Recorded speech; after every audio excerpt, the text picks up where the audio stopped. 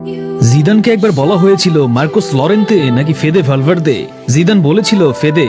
তখন লরেন্তেকে বিক্রি করে দেয় রাইভাল শহরে, ফেদেকে রেখে দেয় জিদান।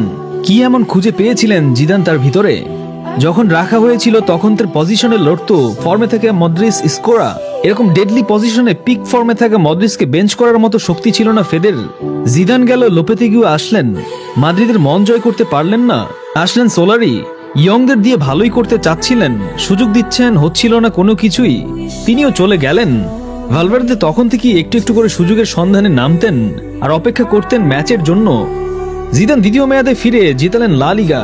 ভালভার্দে তখনও বদলি হিসেবে নামতেন। খেলা হতো প্রায়শই, ক্লান্তিহীন নেই, দৌড়াচ্ছেন সারা মাঠ। এই বুঝি শরীরে নতুন করে পাখনা গজানো উড়ন্ত পাখি সাদা বনে নেমে এসেছেন। জিদানও গেল বছরখানিক পর, আসলেন কার্লো, আর ফেদেকে নিয়ে তৈরি করলেন নতুন ফরমেশন। দৃশ্যপট বদলে যেতে থাকে, রাইট ব্যাক থেকে মিড, উইং, ডান পাশটা একাই ম্যাচে নিজের করে নিতেন। মনে হচ্ছে সাদা বকটা এই পাশ থেকে ওই পাশ দৌড়ে কাভার করছে। গত সিজনে 54, এই সিজনে 34 ম্যাচ খেলেছেন। একটানা খেললো 50 ম্যাচ। ভাবা যায় কোনো ক্লান্তি নেই, বিশ্রাম নেই, আছে শুধু মাদ্রিদের প্রতি প্যাশন।